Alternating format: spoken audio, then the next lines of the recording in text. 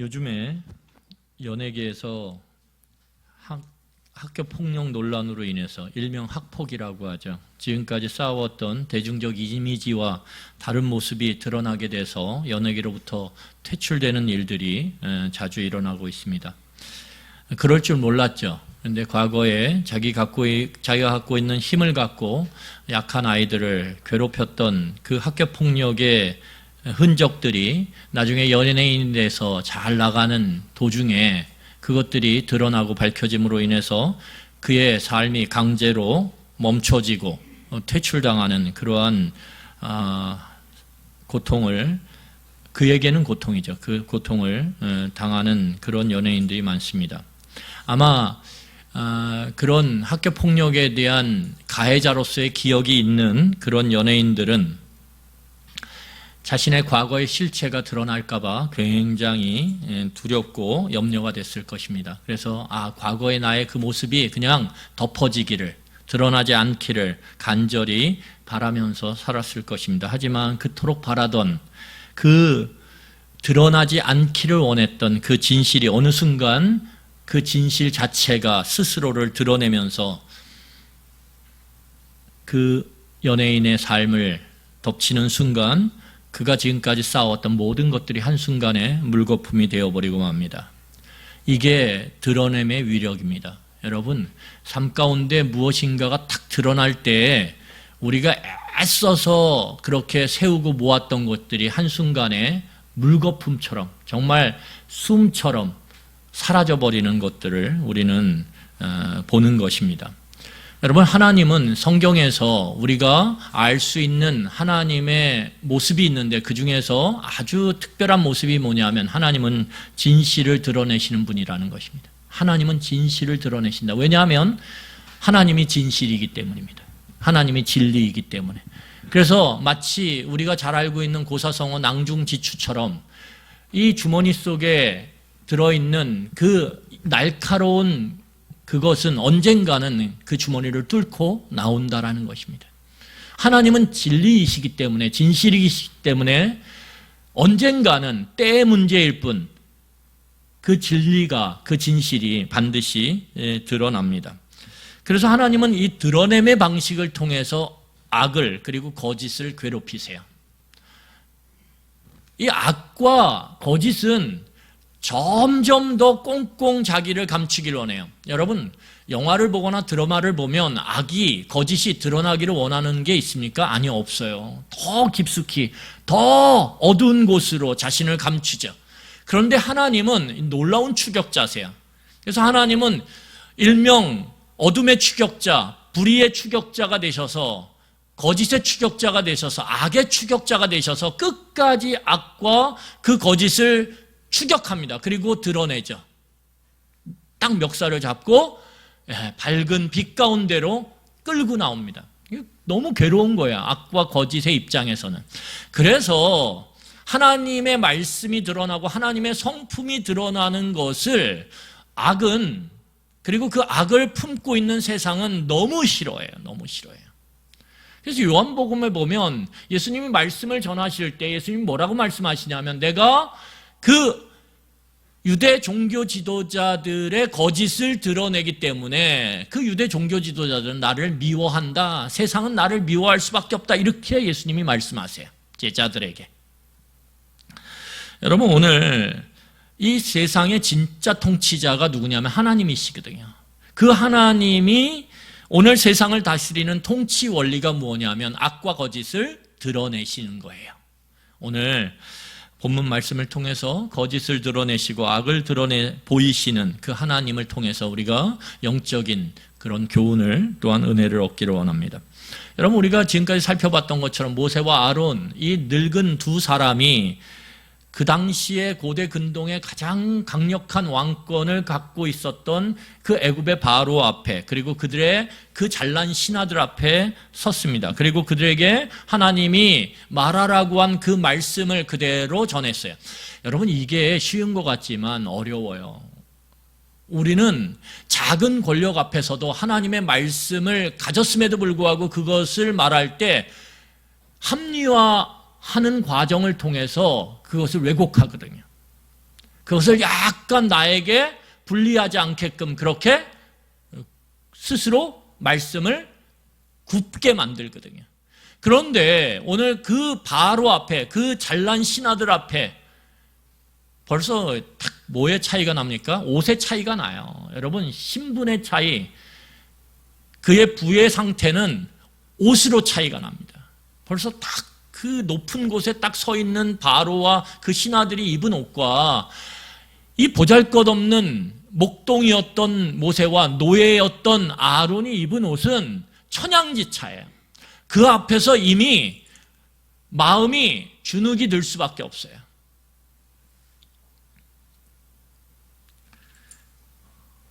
그런 상태에서 오늘 말씀을 그래도 담대하게 하나님이 주신 말씀을 그대로 전해요. 그런데 이게 참 하나님의 말씀이 탁 주어지면 그걸 탁 받고 그렇습니까? 이러면 얼마나 좋겠어요. 그렇죠?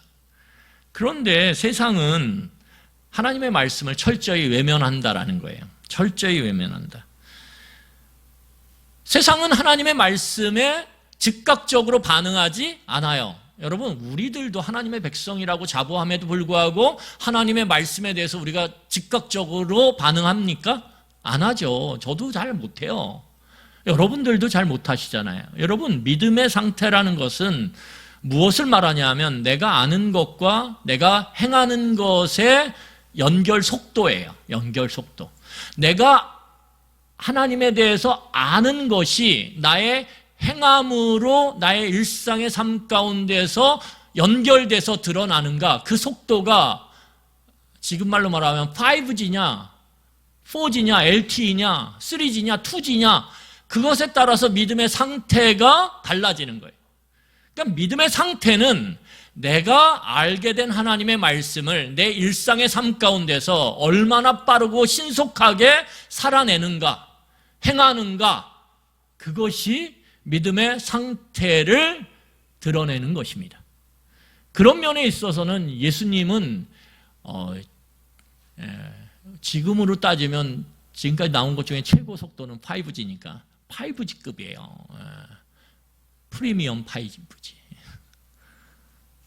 예수님은 말씀을 알면 그 말씀을 어떤 순간 어떤 상황 누구 앞에서도 그것을 행하는 데에 있어서는 너무 신속하고 빠르다라는 거예요. 근데 세상은 이 연결이 안 돼 있어요. 하나님을 알아도요, 하나님의 그 말씀을 받아들이고 행하는 것 단절입니다. 이 단절의 상태가 죄의 상태고 이 죄의 상태가 곧 죽음의 상태죠. 그래서 세상이 죽었다라고 얘기하는 거예요. 세상이 죽어있다. 그래서 여러분, 우리가 말씀을 탁 알고 그래도 이거 행해야 되는데 마음에 찔림이 있고 뭔가 부담감이 있으면 그래도 우리가 아직 하나님과의 연결이 이어져 있는 거예요. 그러면 생명이 있는 거예요. 그러면 소망이 있는 거예요. 여러분, 오늘 하나님께서 바로가 거부했음에도 불구하고 하나님은 멈추냐? 하나님은 멈추지 않아요. 자기 백성을 구원하는 이 일에 있어서 하나님은 멈추지 않는다라는 거예요. 여러분, 하나님께서 자기 백성을 구원하는 그 모습이 무엇입니까? 자기 백성에게 그리고 세상에게 세상의 실체를 드러내는 거예요. 세상이 얼마나 보잘것없는지를, 애들 말로 말하면 세상이 얼마나 후질근한지를 드러내는 게 구원의 핵심이라는 거예요. 여러분, 그래서 하나님께서 이 세상으로부터 하나님의 백성을 건져내는 것, 세상이 가짜라는 것, 세상이 그 실체가 별 볼 일 없다라는 것을 하나님은 드러내므로 자기 백성을 세상에서 끄집어내서, 여러분, 그건 여러 가지가 있어요. 여러분, 우리의 삶 가운데 세상으로 우리는 둘러싸여져 있어요. 그것이 여러분들의 어떤 자부심을 주는 무엇인가일 수 있어요. 너무 흔하게 우리가 예를 들지만, 여러분, 돈이라는 것이 너무 흔한 것 같지만 그것이 우리에게 있어서는 굉장히 강력해요. 그래서 세상 이꼬로 돈이라고 해도 별반 틀리지 않아요. 세상은 보세요. 돈으로 다 돌아가요. 돈이 있으면 최고라고 세상은 그렇게 우리에게 말하고 그리고 가르치고 강요해요. 돈이 있으면 우리의 삶이 어디까지 달라질 수 있고 어디까지 바뀔 수 있는지 세상은 끊임없이 우리에게 말해요. 광고를 통해서. 그렇지 않습니까? 그래서 너도 나도 돈을 갖기를 원해요. 그런데 이 세상에 돈이 갖고 있는 그 진짜 실체는 우리가 광고나 우리가 세상에 그 사람들의 소리를 통해서 들었던 것보다는 별거 아니라는 거예요. 별거 아니라는 거예요. 이렇게 되면 목사님 벌어보셨어요? 이러면 제가 할 말이 없는데, 돈을 벌어본 사람들의 이야기를 들어보니까 그렇더라고요. 벌어봤더니 내가 돈을 목적으로 삼아서 주구장창 일하고 달려와 봤더니, 그래서 돈이 내 주머니에 주체할 수 없이 차고 넘쳐 봤더니 그게 다가 아니더라 이거예요. 그게 다가 아니더라. 그러니까 돈이 갖고 있는 실체가 내가 목표로 삼고 그렇게 목숨을 걸고 그것을 얻기 위해서 달려왔던 것 과정 속에서 보면 내가 생각했던 것만큼은 아니더라 이거예요. 아니더라. 여러분, 자식이 너무 중요하죠. 근데 자식이라고 하는 세상이 대단한 것 같지만 어느 순간에 탁 맞닥뜨리면 그 자식이라고 하는 그 세상의 모습이 나를 끌고 왔는데, 여러분 그런 드라마 많았잖아요. 그런데 그게 별거 아니더라 이거예요. 자식도 별거 아니더라. 요즘에 많이 느껴요. 별거 아니더라고요. 별거 아니더라고요.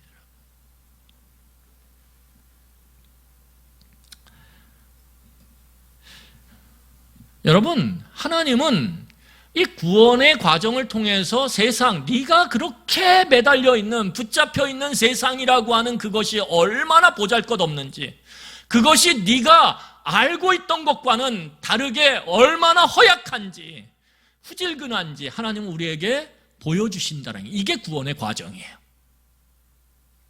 그래서 우리가 진짜 붙잡아야 될 대상이 누군지 그것을 바르게 정돈하는 것, 그것이 구원의 과정이라는 거예요.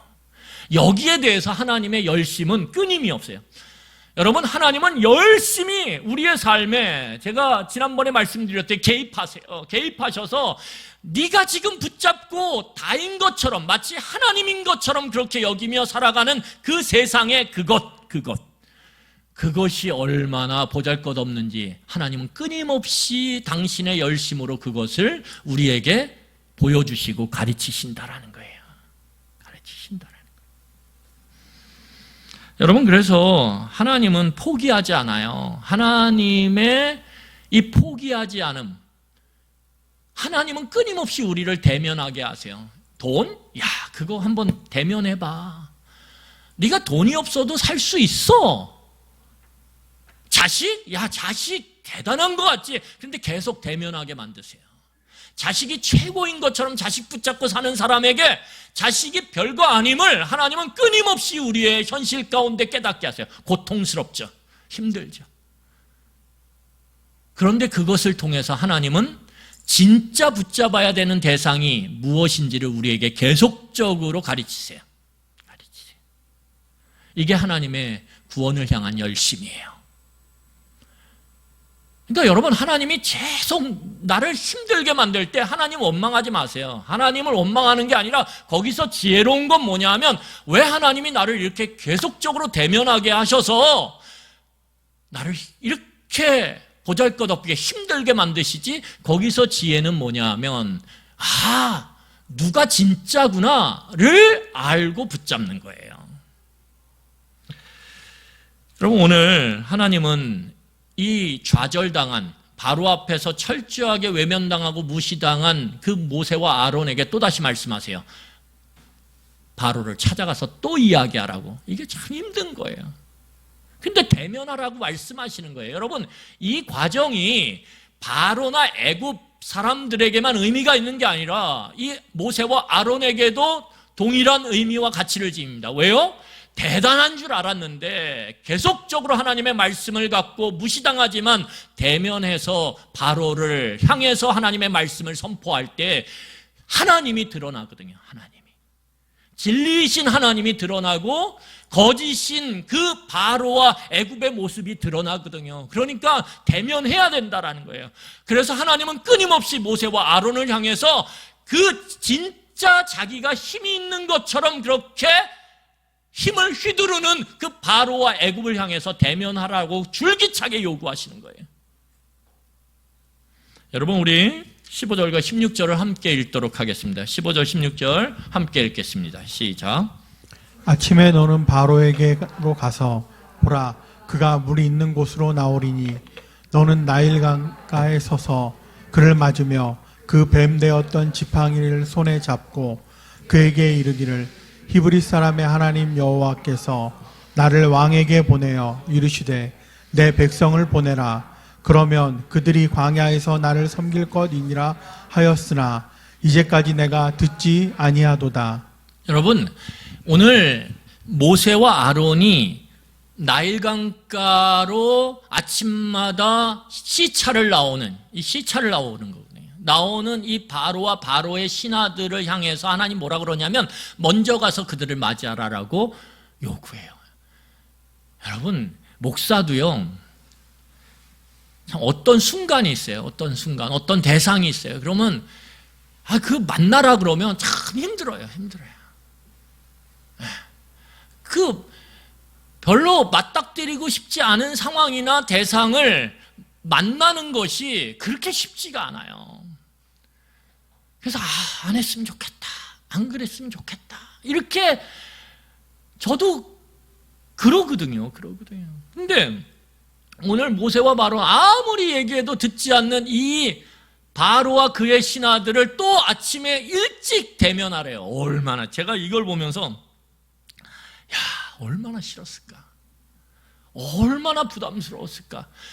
큰 바위에다가 마치 그렇게 말을 하는 것처럼 아무런 변화도 없는 것처럼 그렇게 또 변화가 없을 것처럼 그렇게 예상되는 그 바위 같은 바로를 향해서 또 가서 아침에 일찍 그것도. 여러분, 우리가 하기 싫은 일은 어떻게 하고 싶어요? 막 하고 싶으세요? 아침에? 일찍? 미루고 싶죠. 어떻게든 미루고 싶죠. 끝까지 미루고 싶죠. 그런데 하나님은 그 가장 부담스럽고 하기 싫은 일을 어떻게 하냐면 아침 일찍 일어나서, 바로보다 더 일찍 일어나서 어떻게 해요? 가서 맞이하라는 거예요. 하나님 너무 짓궂으세요. 그런데 이 일을 해요. 저는 이 모세의 모습 속에서 모세가 우리가 잠시 기억을 되돌리면 그 미디안 광야에서 자신이 얼마나 볼품없는지 그것에 대해서 항변하던 모세의 모습을 생각하면 지금 아침 일찍 일어나서 그 귀가 꽉 막힌 바로를 향해서 나아가서 그를 맞이하고 하나님의 말씀을 선포하라는 이 말씀에 순종하는 모세의 모습을 보면 천지개벽적인 모습이죠. 그렇죠? 왜 그럴까요? 왜 이렇게 모세가 변했을까요? 왜요? 그 모든 과정 속에서 모세는 하나님의 말씀을 대면하며, 처음엔 억지로 대면했죠. 그런데 그 말씀을 삶 가운데 대면하면 할수록 모세가 갖게 되는 것이 무엇입니까? 확신이에요. 뭐예요? 하나님이 진짜다. 이 확신. 하나님이 진짜 실체구나. 진짜 살아계시는구나. 영이신 하나님께서 정말 나와 함께 계시는구나. 말씀을 대면하고 실패할 때도 있죠. 말씀을 대면하면서 때로는 그 말씀대로 행할 때도 있어요. 이 우여곡절, 말씀에 대한 우여곡절적인 모습을 통해서 그가 경험한 것이 뭐냐면 하나님은 살아계시다라는 거예요. 하나님은 크시다. 크거든요. 여러분, 믿음의 내용이 무엇입니까? 하나님이 세상보다 크다.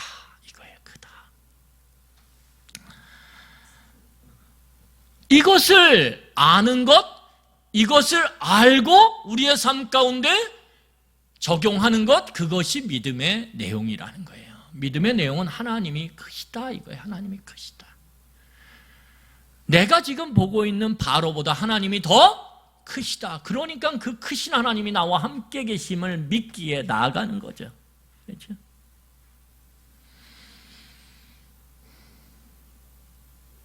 여러분, 오늘 예상했지만 바로가 듣습니까? 듣지 않아요. 그래서 하나님께서 책망하죠. 여러분, 그래서 이 바로가 모세와 아론 그리고 이스라엘 백성을 대하는 모습이 세상이 교회를 대하는 모습, 성도를 대하는 모습과 아주 동일해요. 여러분, 바로는 결단코 어떤 일이 있어도 하나님의 백성을 놓아주려고 하지 않습니다. 마찬가지로 세상은요, 그게 물질이든 그게 관계든 그게 성적이든 그것이 지위든 그것이 나의 과거의 상처든 아니면 그것이 그 무엇이든 간에 우리를 끝까지 붙잡으려고 그래요. 끝까지. 여러분, 과거의 상처가 여러분들을 끝까지, 관계 안에서 경험했던 아픈 기억들이 여러분들을 끝까지, 우리는 트라우마라 그러는데, 여러분, 세상이 담고 있는 세상의 것들의 특징이 뭐냐면 한 번 붙잡으면 절대 놓아주지 않으려고 그래요. 절대 놓아주려고. 여러분들이 여러분들의 배우자나 여러분들의 가족들로 인해서 받은 상처 절대 놓아주지 않아요. 계속 그것을 때만 되면, 상황만 되면, 그 시간이 다가오면 계속 마음으로부터 계속 불일 때 일어나게 만듭니다. 놓아주질 않아요, 세상은. 쉽게. 이게 세상의 특징이에요. 여러분, 바로가 하나님의 백성을 쉽게 놓아주나요? 안 놓아줘요. 그리고 어떻게 합니까? 계속 억압해요. 계속 억압하고 그의 마음을 통제하려고 합니다. 돈이라는 게, 자식이라는 게 내 명예에 대한, 지위에 대한 그 갈구가 우리를 쉽게 놓아주냐? 그러지 않아요. 내가 예수 믿는다고 그거로부터 자유케 되냐? 그렇지 않아요. 끝까지 우리를 붙잡고 그것 때문에 고민하게 만들고 그것 때문에 짓눌리게 만들고 그것 때문에 우리를 하나님의 사람답게 살아가지 못하도록 통제하고 억압하려고 그래요. 세상의 특징이 그런 거예요. 끝까지 붙잡아요. 그래서 결국 뭐냐? 우리를 어떻게 해요? 자유롭게 하지 못하게 함으로 하나님을 온전히 진정으로 예배할 수 없게 만들어요. 그래서 바로가 이야기하는 것이 무엇입니까? 애굽에서 예배드려. 그래도 되잖아. 이거죠. 바로가 끊임없이 모세의 요구 앞에서 그가 하는 대답이 뭐냐면 애굽 안에서 예배드려. 그럼 내가 허용할게, 이거예요. 여러분, 이게 무슨 말입니까? 돈을 붙잡고 예배해, 하나님을. 그건 괜찮아. 성적 붙잡고 예배해. 그거 괜찮아. 너의 과거의 상처, 관계의 아픔을 그거 그냥 내버려 두고 예배해. 그래도 예배할 수 있잖아. 근데 이걸 뭐라 그러냐면 예수님께서는 껍데기 신앙이라 그러죠. 여전히 그 안에 하나님이 중심에 있지 않아요. 여전히 두려움과 떨림, 그 세상의 그 무엇인가 나를 자유롭지 못하게 붙잡고 억압하고 통제하려고 하는 그 세상의 그 무엇인가에 의해서 우리는 자유롭지 못하고 여전히 억눌려 있고 기쁨이 없어요. 그럼에도 불구하고 어떻게 합니까? 그 안에서 예배하라고 하는 그 세상의 속삭임에 속아서 우리는 그 속에서 하나님을 예배하죠. 그러니까 우리의 신앙이 진정성이 없어요. 우리의 신앙이 실체가 돼서 우리의 삶 가운데 변화를 만들어내고 힘을 얻는 그것이 빈약한 거예요. 그래서 신앙생활을 이렇게 하다 보면 어떻게 되냐면 이거 뭐 이렇게 신앙생활에서 무슨 의미가 있겠어? 그리고 튕겨져 나가는 거예요. 그 세상으로, 그 세상에 나를 끌어당기는 그것을 향해서.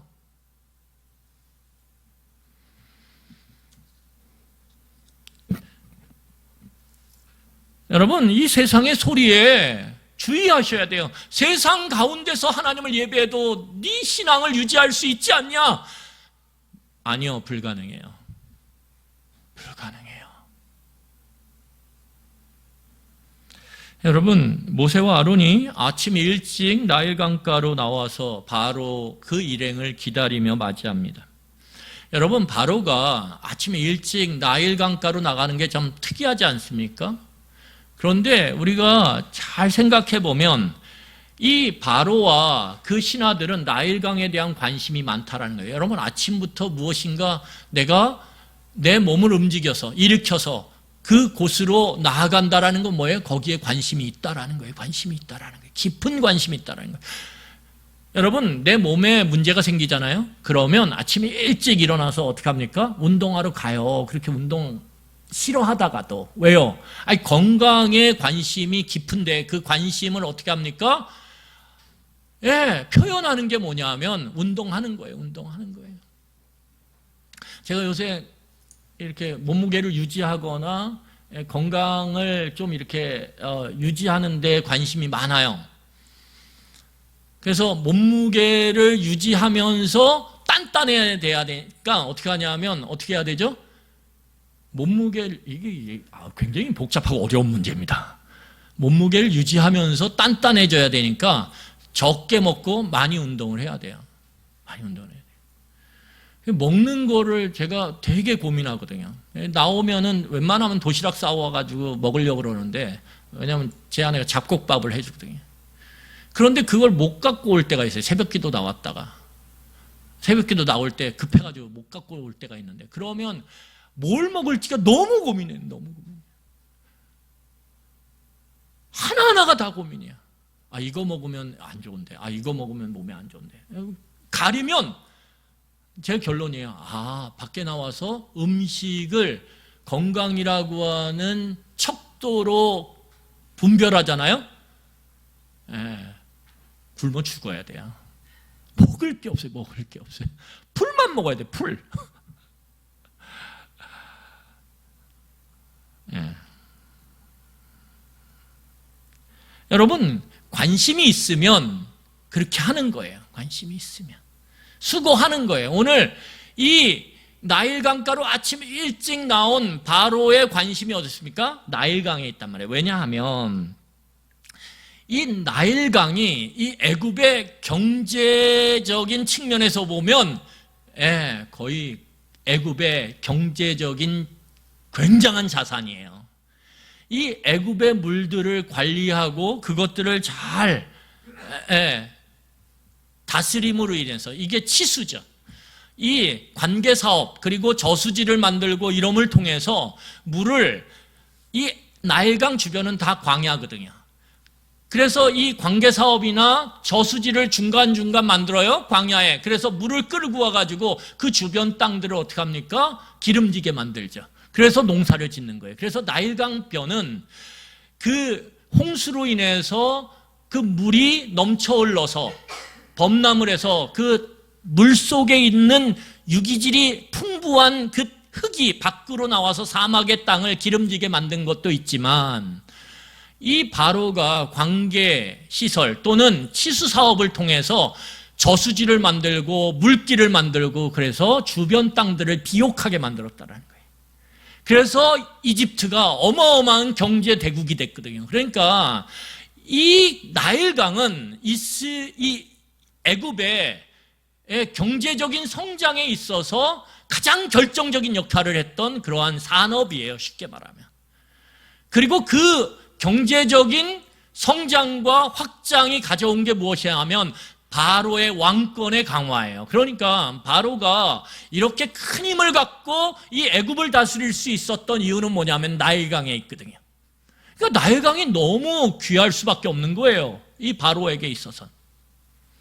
그래서 여러분, 모든 문명의 발상지, 그 문명의 확장은 다 큰 강을 중심으로 해서 일어나는 거예요. 중국의 황하, 애굽의 나일강, 독일의 강들이 결국은 그 경제적 부흥을 일으키는 데 있어서 결정적이죠.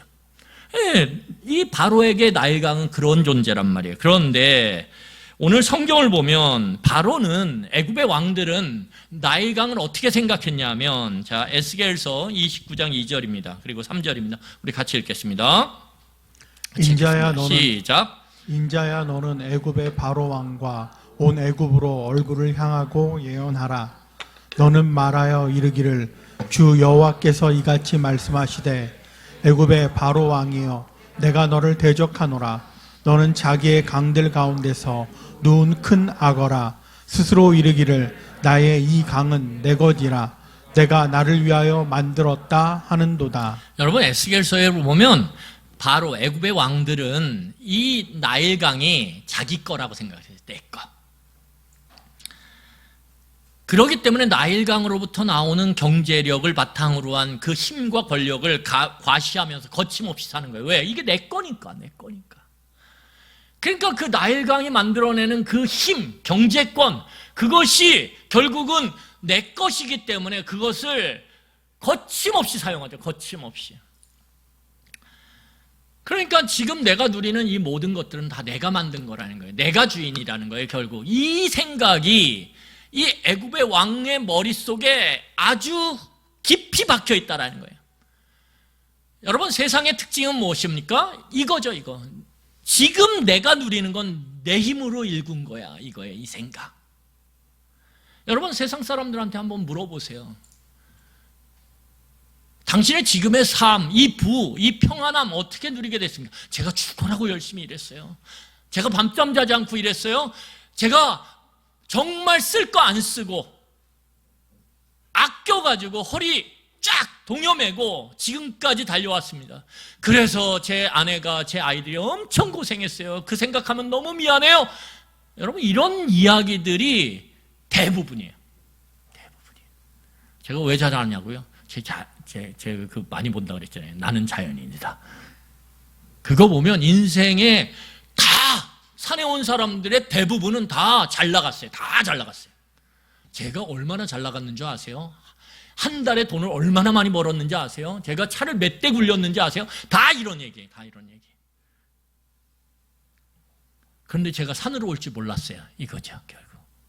그러니까 잘 나갈 때, 거침없이 살아갈 때 삶은 다 나로 인해서 되는 거라고 생각한다라는 거예요. 세상 사람들. 그래서 그 거침없음이 내 주변의 가족들에게 미친다라는 거예요. 말로, 행동으로, 표정으로 상처가 된다라는 거예요. 그렇게 거침없이 살아온 결과 제가 여기 와 있네요. 가족들은 저를 다 떠나고요. 이 고백이 공통적이에요. 여러분 세상은요 삶의 통치자가 자기라고 생각을 해요. 그리고 내가 이룬 삶은 내가 애써서 이루었다라고 자부해요.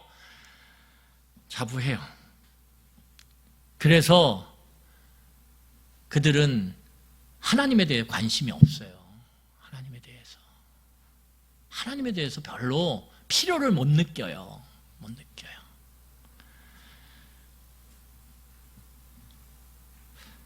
여러분 그런데 문제는 무엇입니까? 하나님에 대해서 세상은 관심 없어요? 하나님의 말씀에 대해서는 더욱 관심이 없어요. 그럼에도 불구하고 여러분 삶은 우리의 예상과 다르게 흘러간다라는 거예요. 예상과 다르게 흘러간다. 여러분 15세기에 어떤 사건이 있었습니까? 15세기에 유럽이 그 당시에 세계의 패권, 힘을 갖고 있던 때인데 15세기에 어떤 일이 일어났냐면 르네상스가 일어났죠. 르네상스라고 하는 인문주의, 그 인문주의 사상이 팽배하며 그것이 확산되면서 사람들이 어떤 생각을 갖게 됐냐면 개개인의 존엄성, 인간은 인간으로서 가치가 있구나.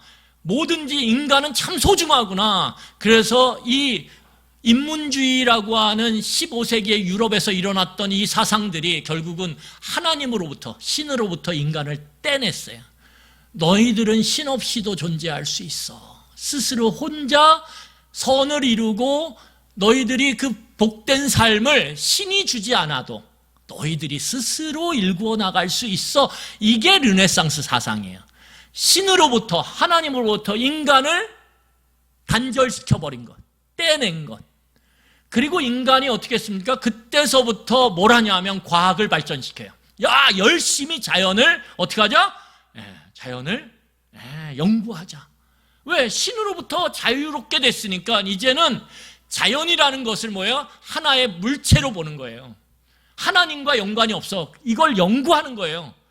그래서 18세기에 영국에서 무엇이 나타납니까? 산업혁명이 일어나는 거예요.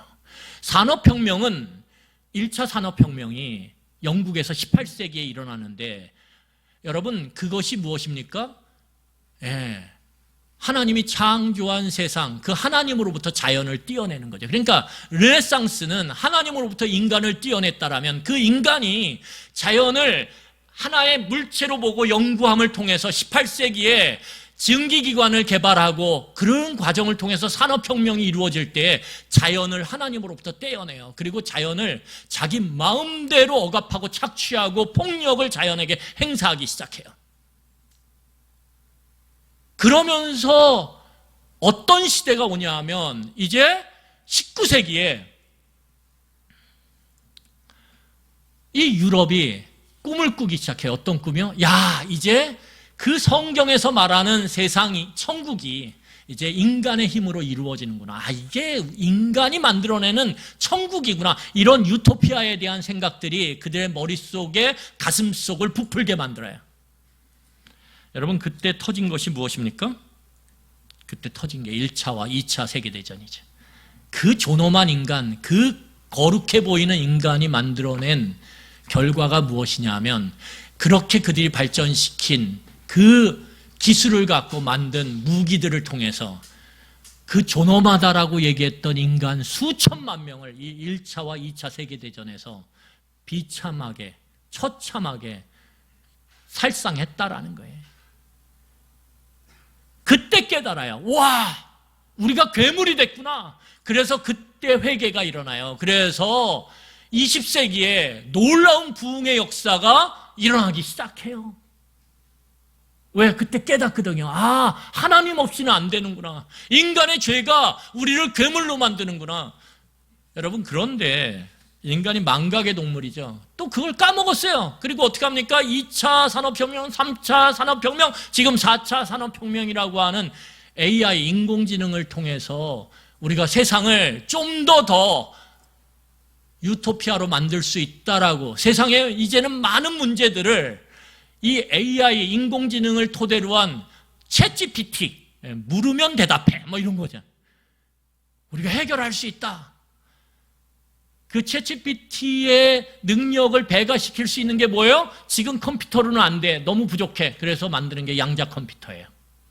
양자 컴퓨터가 챗GPT와 결합이 되면 이 세상에 해결 못할 문제가 없어. 사람들이 이렇게 꿈꾸고 있거든요. 그래서 열심히 개발해요. 열심히. 이런 얘기하면 왜 모세에서 챗GPT까지 얘기하냐고. 그럴 수 있는데 중요한 건 뭐냐 하면 인간은 반복한다는 거예요. 뭘 반복해요? 끊임없이 자신이 뭔가 망각해요. 아, 인간의 죄가 이렇게 괴물을 만들었구나. 우리를 괴물로 만들었구나.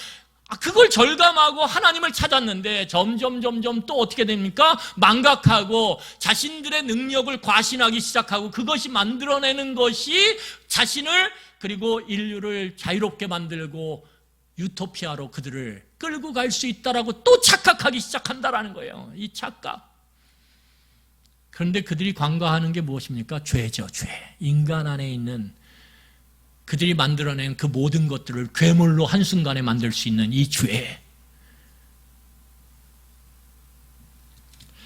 여러분, 이것이 오늘날만의 이야기가 아니에요. 이미 바로가 이미 그 어마어마한 생산에 있어서의 그 어마어마한 나일강을 자기 거라고 여겼단 말이에요. 그리고 그 자기 거라고 여기는 그 경제의 원천 나일강을 자기 마음대로 그렇게 좌지우지하면서 그걸로부터 나오는 힘과 권력을 갖고 어떻게 했습니까? 사람을 짓누르고 사람을 깔아뭉개는 데 사용했단 말이에요. 그리고 애굽 사람들에게는 이것만 있으면 우리는 영원할 거라고, 이 나일강만 있으면 우리는 끄떡없을 거라고 그렇게 자신의 권력과 치세를 자랑했거든요. 애굽 백성들이 그거에 호응했거든요. 그런데 놀라운 사실은 무엇이냐면 오늘 성경을 보니까 하나님께서 거기에 대해서 아니야, 그거 지금 바로가 거짓말하고 있는 거야. 그걸 드러내세요. 자, 우리 같이 말씀 보겠습니다. 17절 18절입니다. 우리 17절 18절 같이 읽겠습니다. 여호와가 이같이 이르노니 내가 이로 말미암아 나를 여호와인 줄 알리라. 볼지어다 내가 내 손에 지팡이로 나일강을 치면 그것이 피로 변하고 나일강의 고기가 죽고 그 물에서는 악취가 나리니 애굽 사람들이 그 강 물 마시기를 싫어하리라 하라. 여러분, 하나님께서 어떻게 하십니까? 치시죠. 어디를 쳐요? 그렇게 소중히 여겼던 나일강을 치죠. 바로가 자기의 힘의 원천이라고 여겼던 그 나일강을 하나님께서 피로 바꾸어 버리세요.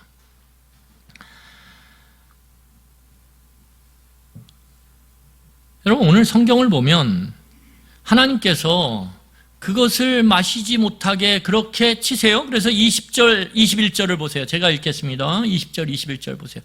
모세와 아론이 여호와께서 명령하신 대로 행하여 바로와 그의 신하의 목전에서 지팡이를 들어 나일강을 치니 그 물이 다 피로 변하고 나일강의 고기가 죽고 그 물에서 악취가 나니 애굽 사람들이 나일강 물을 마시지 못하며 애굽 온 땅에는 피가 있으나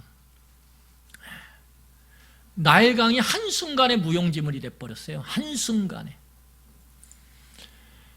바로와 애굽 사람들이 그렇게 의지했던 나일강이 한순간에 쓸모없는 물이 돼버렸어요.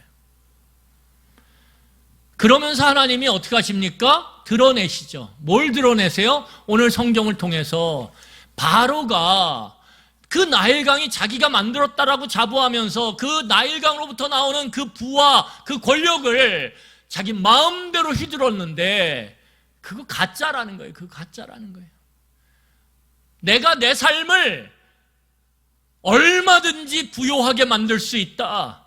그 자신감, 그거 가짜라는 거예요. 가짜라는 거예요. 왜요? 하나님께서 그렇게 그 바로의 자신감의 원천이었던 나일강을 피로 바꿔버리거든요. 그래서 드러내시는 거예요. 뭐예요? 아, 바로는 가짜 물장수였다. 나일강물로 장사하면서 자신이 마치 나일강의 주인인 것처럼 가짜로 그렇게 행세했다라는 걸, 그걸 드러내시는 거죠. 그걸 드러내시는 거죠.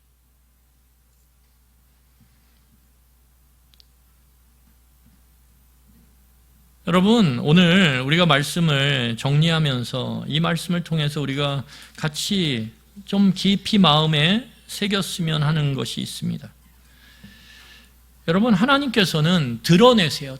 우리의 삶에. 말씀을 주시잖아요. 그 말씀이 우리의 마음에 부딪혀요. 그러면 우리는 어느 부분이 아파요.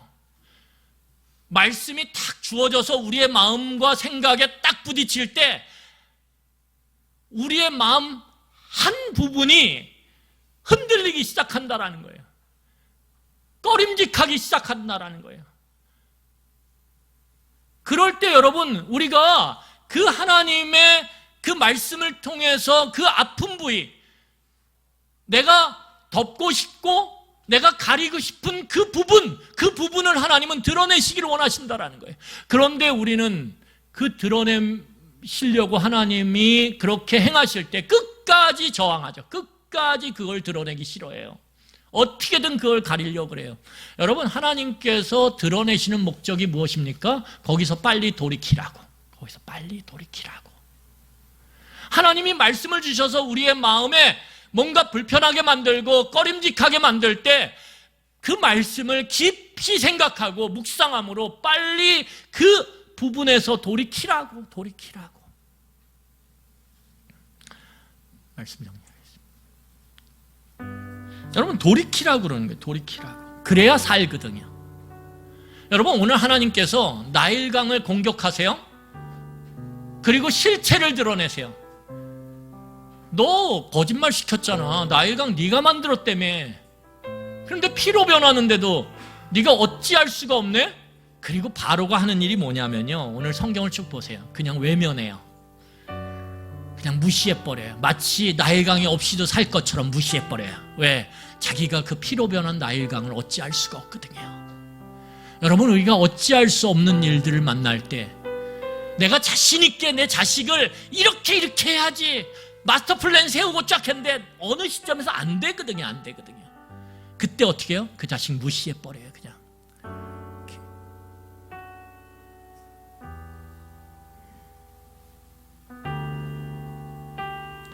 하나님은 무시하라고 우리에게, 외면하라고 우리에게 그렇게 오늘 드러내시는 게 아니에요. 어떻게 하라고요? 거기서 돌이키라고. 돌이켜서 하나님을 붙잡으라고. 여러분, 하나님께서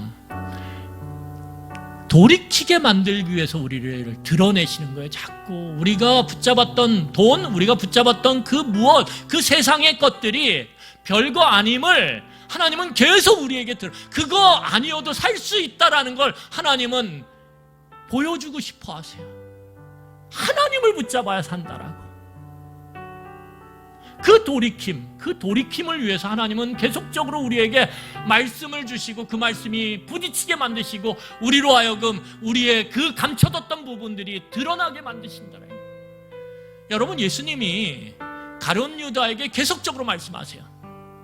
그런데 가룟 유다의 마음에 부딪혀요? 부딪히는데 가룟 유다는 그것을 애써 외면해요. 끝까지 외면해요. 여러분, 예수님이 중간중간에 말씀하시죠. 예수님이 짓궂어서 그렇게 말씀하시나요? 아니에요. 나를 팔 자가 있다, 이 제자들 중에. 예수님 왜 그렇게 여러 번 말씀하세요? 그 말씀이 부딪히는 그 12명의 제자들 마음 가운데 가룟 유다의 마음은 찔리거든요.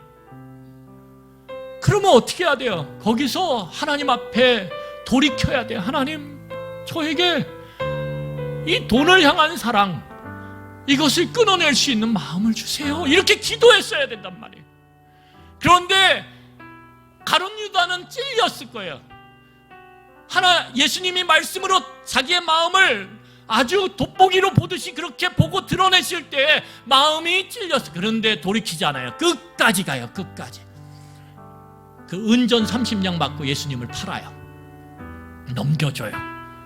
끝까지 가요. 끝까지. 돌이킴의 기회가 있었음에도 불구하고 끝까지 가고 결국 그것이 무엇입니까? 죽음으로 마무리가 되죠.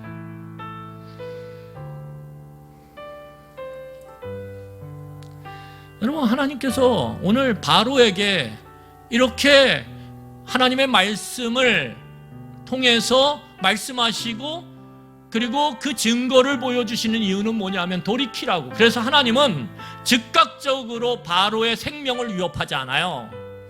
여러분, 이게 하나님의 긍휼과 은혜예요. 하나님이 하시고자 하면 이 바로 반쯤, 애들 말로 죄송합니다, 죽여놓으면 돼요. 반쯤 죽여놓으면 돼요. 그럼 하나님 그럴까요? 그런데 하나님은 그렇게 바로를 즉각적으로 공격하지 않아요. 어떻게 공격합니까? 그의 주변서부터. 그래서 바로가 어떠냐면 개의치 않아요. 왜 개의치 않을까요? 자기는 왕궁에 가면 마실 물이 있거든요. 거기 우물이 있거든요. 나일강물이 없어도 자기는 물을 먹고 마시는데 아무 지장이 없거든요. 그러니까 무시하고 가요. 여러분, 이게 복인 것 같죠? 이게 저주예요. 이게 저주예요. 하나님 앞에서 자기의 삶이 무너지기 시작할 때 하나님하고 엎드려야 되는데 엎드리지 않을 수 있는 이유가 너무 많아, 바로에게. 여러분, 오늘 살아가시면서 우리에게 가진 것이 많거나 축적된 것이 많다면 여러분, 우리의 마음이 완악해질 가능성이 굉장히 높습니다. 우리에게 축적된 것이 많고 가진 게 많을수록 우리는 세상에서 하나님을 예배할 가능성이 굉장히 많아요. 이것도 붙잡고 껍데기 신앙으로 껍데기 예배를 드리면서 하나님도 붙잡는 척하고 우리는 둘 다 잡을 수 있어요. 신앙은 절대 둘 다 잡을 수 없어요.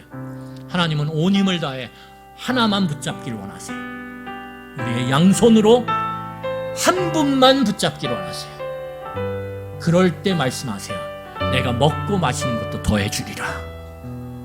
이게 신앙의 질서고 신앙의 순서예요. 이 순서, 이 질서를 지킬 때 우리의 삶이 시간이 갈수록 더 풍성해짐을 느끼는 거예요. 경험하는 거예요.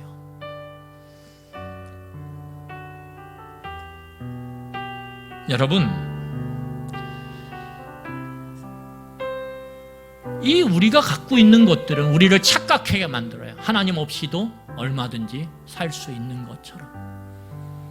그래서 예수님은 이렇게 말씀하세요. 일용할 양식을 놓고 기도하라고. 여러분, 날마다 일용할 양식을 놓고 기도하는 자, 하나님을 의지할 수밖에 없어요. 어쩌면 이 유대 사회는 온도가 높기 때문에 미리 무언가를 해놓으면 다 상하거든요. 그러니까 이 유대 사회에서는, 팔레스타인에서는 자기가 추수한 밀이나 보리를 어떻게 했어요? 우리가 잘 알고 있는 맷돌, 우리랑 비슷해요. 그 맷돌에다가 먹을 때마다 갈았단 말이에요. 먹을 때마다. 그래야 상하지 않은 곡식을 빵으로 만들어서 먹을 수 있고, 그래서 생명을 유지할 수 있었단 말이에요. 그게 일용할 양식이에요. 그 맷돌을 갈면서 오늘도 한 끼를 하나님께서 상하지 않은 좋은 음식으로 먹게 해주셔서 감사합니다, 이것을 고백하는 것, 그것이 하나님을 붙잡는 것이고, 그것이 결국은 우리가 세상 가운데서 하나님을 예배하는 것이 아니라 세상을 뛰어넘어 하나님을 진정으로 예배하는 하나님의 진짜 예배자가 되는 길입니다. 그게 우리를 복으로 인도하는 거예요.